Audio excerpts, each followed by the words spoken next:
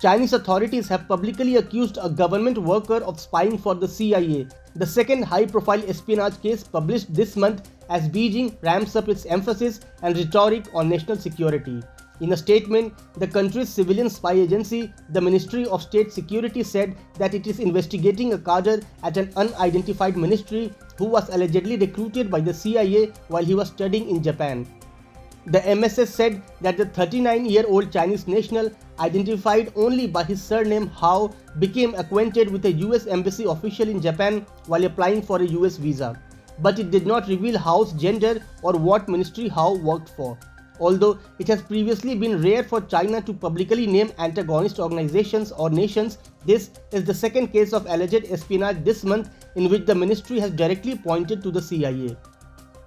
On August 10, the MSS said it had arrested a 52-year-old employee of a state-run arms company who had begun working for the CIA while studying in Italy.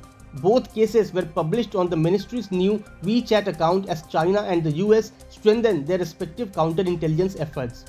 According to the statement, Hao began working in an unnamed ministry after returning to his home country and met CIA personnel in China on several occasions to provide information and receive espionage fees. The US official allegedly developed a close relationship with Hao by treating him to meals, sending him gifts, and paying him to help write a research paper, according to the statement.